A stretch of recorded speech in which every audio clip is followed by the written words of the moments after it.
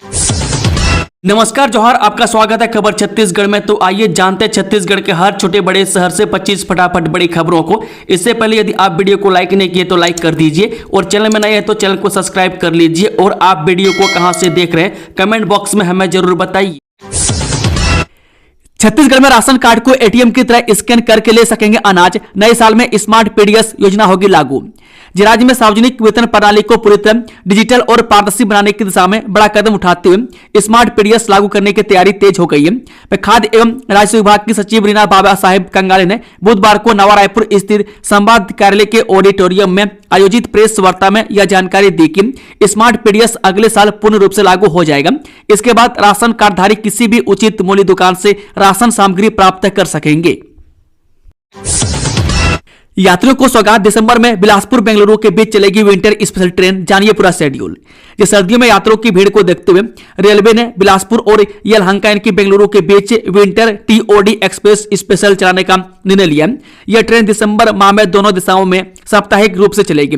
Train number 08261 यानी कि बिलासपुर से यलहंका 2 दिसंबर से 30 दिसंबर तक प्रत्येक मंगलवार कुल 5 फेरों के लिए चलेगी।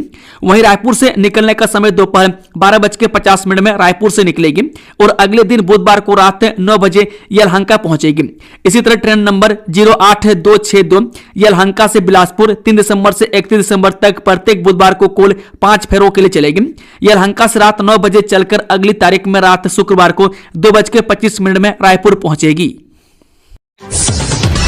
बिलासपुर में कलेक्ट्रेट घेरा, ब्रेकेडिंग तोड़ी, पानी से नीचे गिरे, बिजली बिल, रजिस्ट्री शुल्क, धान खरीदी को लेकर प्रदर्शन। छत्तीसगढ़ के बिलासपुर में कांग्रेस ने जर्जर सड़कों, बढ़े हुए बिजली बिल, धान खरीदी में अव्यवस्था और रजिस्ट्री शुल्क जैसे मुद्दों को लेकर विरोध प्रदर्शन किया। किसान परेशान, व्यापारी विरोध में रजिस्ट्री बायकॉट की चेतावनी। जानिए आप पर क्या असर होगा। छत्तीसगढ़ में नई कलेक्टर गाइडलाइंस की वजह से जमीन की कीमतें 5 से 9 गुना बढ़ गई है। रायपुर, बिलासपुर, दुर्ग, भिलाई और अंबिकापुर समेत कई जिलों में रियल एस्टेट कारोबारियों ने कीमतों का विरोध किया है। जिस जमीन की कीमत पहले 10 लाख रुपए थी वह अब 70 लाख रुपये हो गई है। अचानक बदला केंद्रीय गृह मंत्री अमित शाह के छत्तीसगढ़ दौरा, कार्यक्रम आज रात को आएंगे रायपुर। जानिए क्या है वजह। केंद्रीय गृह मंत्री अमित शाह के छत्तीसगढ़ दौरे के कार्यक्रम में बदलाव किया गया। पहले वे 28 नवंबर को रायपुर पहुंचने वाले थे, लेकिन अब वे आज रात को ही रायपुर पहुंच जाएंगे। अमित शाह के दौरे को ध्यान में रखते हुए एयरपोर्ट और सुरक्षा से जुड़े सभी अधिकारियों को सतर्क कर दिया गया। वहीं कारकेड टीम सहित समस्त सुरक्षा इकाइयों को अलर्ट मोड पर रखा गया ताकि गृह मंत्री के आगमन और आगे के कार्यक्रम सुचारू रूप से संपन्न हो सके। बता दें कि नवा रायपुर के IIM परिसर में 28 से 30 नवंबर तक 60वां Akhil Bharatiya DGP IG conference का आयोजन किया जाएगा, जिसमें पीएम नरेंद्र मोदी और गृह मंत्री अमित शाह समेत राष्ट्रीय सुरक्षा सलाहकार अजीत डोभाल शामिल होंगे। वह पीएम को नए स्पीकर हाउस से M1 में ठहराया जाएगा, जबकि केंद्रीय गृह मंत्री अमित शाह वित्त मंत्री आवास से M11 में ठहरेंगे। वह दोनों बंगले VVIP मानकों के अनुरूप तैयार कर लिए गए हैं। मध्य प्रदेश के बाद अब छत्तीसगढ़ में IAS संतोष वर्मा के खिलाफ ब्राह्मण समाज ने खोला मोर्चा। SSP को ज्ञापन सौंप कर की ये मांग। सीनियर IAS अधिकारी संतोष कुमार वर्मा के विवादित बयान के बाद देश भर में विरोध शुरू हो गया। मध्य प्रदेश के बाद अब छत्तीसगढ़ के ब्राह्मण समाज में नाराजगी देखने को मिला है। छत्तीसगढ़ ब्राह्मण समाज IAS अधिकारी संतोष कुमार वर्मा के खिलाफ सड़कों पर उतर गए हैं और बड़ी संख्या में समाज SSP कार्यालय पहुंचे हुए हैं। समाज का उनका कहना है कि इस तरह के बयान न सिर्फ आपत्तिजनक हैं बल्कि समाज की गरिमा को ठेस पहुंचाते हैं। ब्राह्मण समाज ने SSP को ज्ञापन सौंपकर इस मामले में एक्शन लेने की मांग की है। अब 1 घंटे पहले होंगी स्कूलों की छुट्टी, इतने बजे से लगेंगी कक्षाएं। इस वजह से प्रशासन ने लिया बड़ा फैसला। छत्तीसगढ़ में इन दिनों मौसम का मिजाज बदला हुआ है। मौसम विभाग ने कई जिलों में शीतलहर की चेतावनी जारी की है। राजधानी रायपुर, बिलासपुर, राजनांदगांव, मुंगेली, गोरला, पेंड्रा मरवाही, रायगढ़, कोरिया, बलरामपुर, रामानुजगंज और सूरजपुर जिले में शीतलहर चलने की संभावना है। इसी बीच अब बिलासपुर जिला शिक्षा अधिकारी ने स्कूलों की टाइमिंग को लेकर बड़ा फैसला लिया। अब जिले के सभी सरकारी और निजी स्कूल सुबह आधे घंटे देर से खुलेंगे और शाम को 1 घंटे पहले छुट्टी होगी। भीषण ठंड के बीच होगी तेज बारिश, इन जिलों के आसमान में छाए हैं बादल। मौसम विभाग ने जारी की चेतावनी। जो मध्य प्रदेश के मौसम में लगातार बदलाव देखने को मिल रहा है। फिलहाल बढ़े तापमान के बीच आने वाले 2 दिन बाद फिर से तेज सर्दी की संभावना है। अभी प्रदेश में मौसम के 2 रंग दिखाई दे रहे हैं, यानी कहीं दिन में भी ठंडक तो कहीं धूप खिल रही है। इस बीच ग्वालियर समेत 7 शहरों में रात का तापमान 10 डिग्री से नीचे रहा। इनमें रतलाम, नरसिंहपुर, सिवनी, बैतूल और नर्मदापुरम में पारा 15 से 19 डिग्री के बीच दर्ज किया गया। प्रदेश के दक्षिणी हिस्से में एक लो प्रेशर एरिया एक्टिव होने की वजह से प्रदेश में कहीं कहीं बादल छा रहे हैं और दिन में ठंडक बढ़ी है, जबकि रात के तापमान में भी उतार चढ़ाव का दौर जारी रहेगा। बात करें छत्तीसगढ़ की तो पिछले कुछ दिनों से ठंड में कमी आई है। राजधानी रायपुर समेत कई अन्य जिलों में तापमान में बढ़ोतरी दर्ज की गई है। कुछ दिनों तक कड़ाके की ठंड पड़ने के बाद एक बार फिर ठंड में कमी आई है। वहीं मौसम विभाग ने चेतावनी जारी की है कि आने वाले दिनों में पूरे प्रदेश में कड़ाके की ठंड पड़ेगी। कुछ स्थानों पर शीतलहर चलने की संभावना है। सीएम साय ने महिला कबड्डी विश्व कप की स्टार खिलाड़ी संजू देवी को दी बधाई। जो महिला कबड्डी विश्व कप की स्टार खिलाड़ी छत्तीसगढ़ निवासी संजू देवी ने विगत दिवस मुख्यमंत्री विष्णुदेव साय से राजधानी रायपुर स्थित उनके निवास कार्यालय में सौजन्य भेंट की। मुख्यमंत्री साय ने विश्व कप में उत्कृष्ट प्रदर्शन कर छत्तीसगढ़ और देश का नाम रोशन करने पर संजू देवी को हार्दिक बधाई एवं शुभकामनाएं दी। उन्होंने कहा कि आपने महिला सशक्तिकरण की एक नई मिसाल पेश की है। आपको देखकर प्रदेश की बेटियां खेल जगत में और अधिक उत्साह के साथ आगे बढ़ेंगी। यह उपलब्धि निसंदेह आने वाली पीढ़ियों की खेल प्रतिभा को निखारने में प्रेरक साबित होगी। मुलाकात के दौरान संजू देवी ने भी अपनी जीवन यात्रा, संघर्ष और खेल से जुड़े अनुभव मुख्यमंत्री साय के साथ साझा किए। दीप्ति शर्मा पर पैसों की बारिश से यूपीडब्ल्यू ने 3 करोड़ 20 लाख रुपए में खरीदा। जानिए कौन कितने में बिका। जी हां, वुमेन्स प्रीमियर लीग 2026 का मेगा ऑक्शन जारी है, जिसमें 73 स्लॉट्स के लिए कुल 277 खिलाड़ियों पर बोली लग रही है, जिसमें 194 भारतीय और 83 विदेशी प्लेयर शामिल हैं। वर्ल्ड कप विजेता दीप्ति शर्मा, लॉरा वॉल्वाडोट और सोफी एक्ले स्टोन जैसे सुपर स्टार्स पर तगड़ी बोली लगी है। Deepti Sharma 3 crore 20 lakh, Amelia Kerr 3 crore, Sophie Devine 2 crore, Meg Lanning 101 crore 90 lakh, Laura Wolvaardt 1 crore 10 lakh, Sophie Ecclestone 85 lakh, Renuka Singh 60 lakh रुपए में बिकी है। एरिया डोमिनेशन के दौरान आईईडी ब्लास्ट में महिला आरक्षक घायल, हेलीकॉप्टर से लाया जा रहा रायपुर। जिला सुकमा के थाना फुलबगड़ी क्षेत्र अंतर्गत गोगुंडा इलाके के जंगल पहाड़ी में आज लगभग दोपहर 1:30 बजे एरिया डोमिनेशन ड्यूटी के दौरान जिला पुलिस बल की एक महिला आरक्षक आईईडी ब्लास्ट की चपेट में आकर घायल हो गई। विस्फोट में महिला जवान के पैर में गंभीर चोटें आई हैं। घटना के तुरंत बाद मौके पर मौजूद जवानों ने घायल आरक्षक को प्राथमिक उपचार के प्रदान किए। बेहतर इलाज हेतु उन्हें हेलीकॉप्टर के माध्यम से एयरलिफ्ट कर रायपुर भेजा जा रहा है। घटना के बाद पूरे क्षेत्र में सुरक्षा बलों द्वारा सघन सर्चिंग अभियान चलाया जा रहा है। प्रारंभिक जानकारी के अनुसार यह आईईडी माओवादी गतिविधियों का हिस्सा होने की आशंका है। इस छत्तीसगढ़ के इन शिक्षकों की कटेगी सैलरी।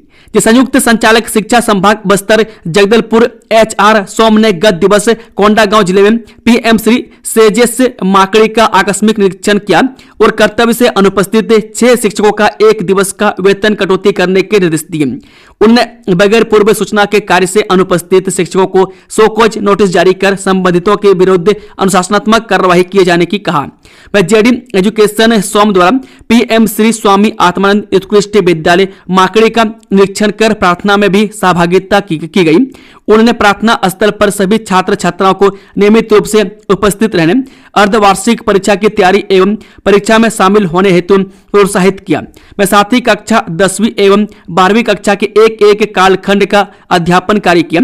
उन्होंने छत्तीसगढ़ माध्यमिक शिक्षा मंडल के बोर्ड परीक्षा 2025 की समय सारणी से अवगत कराते हुए परीक्षा की नियमित तैयारी, उत्तर कैसे लिखा जाए, बोर्ड परीक्षा के दौरान तनाव मुक्त कैसे रहा जाए तथा परीक्षा में अधिक से अधिक अंक किस तरह लाया जा सकता है, इन बिंदुओं पर छात्र छात्राओं से सार्थक संवाद किया। विधायक के पोस्टर पर कालिक पोतने का मामला, युवा कांग्रेस जिला अध्यक्ष और साथियों के खिलाफ FIR दर्ज। जय रायपुर में युवा कांग्रेस ने पूर्व मंत्री और भाजपा विधायक राजेश मुन्नत के पोस्टर पर काली पोती। इस मामले में पुलिस ने युवा कांग्रेस के जिला अध्यक्ष और साथियों के खिलाफ एफआईआर दर्ज की है। मामला सरस्वती नगर थाना क्षेत्र का है। 26 नवंबर को बीजेपी ने नालंदा परिसर की घोषणा का होर्डिंग लगाया था, जिसमें मुन्नत की भी फोटो लगाई गई थी। युवा कांग्रेस के कार्यकर्ताओं ने एनआईटी चौपाटी हटाए जाने का विरोध करते हुए मुन्नत की फोटो पर काली पोती थी। नल जल योजना में लाखों खर्चे, लेकिन गांव का प्यासा गला आज भी सूखा। जिले में केंद्र सरकार की महत्वाकांक्षी नल जल योजना फाइलों और भुगतान की दुनिया में चमक रही है, लेकिन जमीनी हकीकत में पानी की हर बूंद बेइज्जत होती दिख रही है। जी हां, लाखों करोड़ों की लागत वाली इस योजना ने अधिकारियों और ठेकेदारों के बैंक बैलेंस को तो टंकी की तरह टॉप लेवल तक भर दिया, लेकिन गांव का प्यासा गला आज भी सूखा पड़ा है। इस धान खरीदी में बड़ा एक्शन, इन 140 केंद्रों के ऑपरेटर बदले, प्रशासन का सर्जिकल स्ट्राइक। जब धान खरीदी में पारदर्शिता और गड़बड़ियों पर रोक लगाने के लिए जिला प्रशासन ने बड़ा और कड़ा फैसला लिया। जिले के सभी 140 धान खरीदी केंद्रों में काम कर रहे कंप्यूटर ऑपरेटरों का पूरा ट्रांसफर कर दिया गया। अब कोई भी ऑपरेटर अपने पुराने केंद्र पर काम नहीं करेगा। इस आदेश ने समितियों में हड़कंप मचा दिया है। बता दें कि खरीफ सीजन 2025-26 शुरू होने से पहले ऑपरेटरों की हड़ताल से खरीदी व्यवस्था प्रभावित होने लगी थी। स्थिति संभालने के लिए प्रशासन ने आउटसोर्सिंग से अस्थायी ऑपरेटर लगाए ताकि किसानों का काम न रोके। बाद में हड़ताल खत्म हुई और ऑपरेटर लौट गए, लेकिन इसी दौरान शिकायतें तेज होती रही। मैं कई केंद्रों में तोल, भुगतान रजिस्ट्रेशन और ऑनलाइन एंट्री में गड़बड़ियों की बात सामने आई। चुनाव आयोग का ऐतिहासिक फैसला, बीएलओ का मानदेय दोगुना, ईआरओ और एईआरओ की भी लगी लॉटरी। जब भारत निर्वाचन आयोग ने देश में निर्वाचन प्रक्रिया की रीढ़ माने जाने वाले बूथ लेवल ऑफिसर के वार्षिक मानदेय को दोगुना करने का ऐतिहासिक फैसला लिया है। यह फैसला बीएलओ के साथ साथ उनके सुपरवाइजरों के मानदेय में बढ़ोतरी और निर्वाचक निबंध अधिकारी तथा सहायक निर्वाचक निबंध अधिकारी को पहली बार मानदेय देने के रूप में आया है। आयोग का यह कदम मतदाता सूची को त्रुटि रहित और पारदर्शी बनाने में जमीन पर काम करने वाले अधिकारियों के अथक प्रयासों को प्रोत्साहित करने और उन्हें पर्याप्त रूप से मुआवजा देने की दिशा में एक बड़ा सुधार है। यह नई दरें तत्काल प्रभाव से लागू की गई है, जिसका सीधा लाभ देश के लाखों चुनाव कर्मचारियों को मिलेगा। कोयला और मानदेय सट्टा का पैसा खपाना था, इसलिए जमीनों को इकट्ठा कर रहे थे, वित्त मंत्री का कांग्रेस को करारा जवाब। ये छत्तीसगढ़ में जमीन खरीदी बिक्री के लिए गाइडलाइन दर में बढ़ोतरी को लेकर विपक्ष के हमले का सामना कर रही सरकार की ओर से वित्त मंत्री ओपी चौधरी ने कड़ा जवाब दिया। उन्होंने कहा कि कांग्रेस के लोगों को शराब, कोयला और मानदेय सट्टा का पैसा जमीन में खपाना था, इसलिए 10% के रेट पर ही जमीन की खरीदी बिक्री कर जमीनों को इकट्ठा कर रहे थे। वित्त मंत्री ओपी चौधरी ने कहा कि जमीन का गाइडलाइन दर नहीं बढ़ने देने के पीछे कांग्रेस की बहुत बड़ी साजिश थी। उन्होंने कहा कि कहीं कोई त्रुटि है तो उसे ठीक कर लिया जाएगा, बाकी जहां कहीं भी जमीन का अधिग्रहण होता है वहां गाइडलाइन रेट कम होने से सीधे तौर पर किसान को नुकसान होता है। छत्तीसगढ़ के पहले राष्ट्रीय राजमार्ग सुरंग का ब्रेक थ्रू पूरा, इन राज्यों के बीच कनेक्टिविटी होगी मजबूत। जी हां, छत्तीसगढ़ ने आज अधोसंरचना विकास के क्षेत्र में एक महत्वपूर्ण और ऐतिहासिक मील का पत्थर पार किया। भारतीय राष्ट्रीय राजमार्ग प्राधिकरण ने राज्य की पहली राष्ट्रीय राजमार्ग सुरंग का सफल ब्रेक थ्रू कर लिया है। बता दें कि 2 किलोमीटर लंबी यह सुरंग रायपुर विशाखापट्टनम आर्थिक गलियारे का महत्वपूर्ण हिस्सा है, जिसका निर्माण भारतीय राष्ट्रीय राजमार्ग प्राधिकरण द्वारा तेजी से किया जा रहा है। यह छत्तीसगढ़, उड़ीसा और आंध्र प्रदेश के बीच तेज, सुरक्षित और निर्बाध कनेक्टिविटी स्थापित करेगा, जिससे क्षेत्रीय विकास को नई गति मिलेगी और यातायात व्यवस्था और अधिक मजबूत होगी। यात्रीगण कृपया ध्यान दें, बड़ौदा रायपुर तक सफर करने वाले हो जाए सावधान, पत्थरबाजों ने किया लहूलुहान। जब बड़ौदा भारतीय रेल को सर्वाधिक राजस्व देने वाला Raipur Antagarh rail line in दोनों पत्थरबाजों की चपेट में है। कारण है पर्याप्त रेलवे पुलिस से बल का न होना। ताजा मामला रायपुर से लौटते वक्त सीकोसा रेलवे स्टेशन के पास हुआ, जहां उत्तर प्रदेश के मुजफ्फरनगर के रहने वाले युवक को पत्थरबाजों का सामना करना पड़ा। उसे इतनी गंभीर चोट आई कि देखने वालों के रोंगटे खड़े हो गए। लहूलुहान हालत में बालोद स्टेशन पहुंचने पर एम्बुलेंस के माध्यम से उसे जिला अस्पताल ले जाया गया, जहां उपचार के बाद उसे छुट्टी दे दिया गया। वहीं बालोद शहर निवासी प्रत्यक्षदर्शी रमन जैन ने कहा कि आए दिन हमें रेलवे में सफर के दौरान पत्थरबाजों का सामना करना पड़ता है और पर्याप्त पुलिस बल न होने के कारण किसी तरह की कोई मदद नहीं हो पाती है। ऐसे पत्थरबाजों के खिलाफ कड़ी से कड़ी कार्रवाई करने की चाहिए। ये धान खरीदी और एग्री स्टैक पोर्टल में पंजीयन को लेकर बड़ी खबर।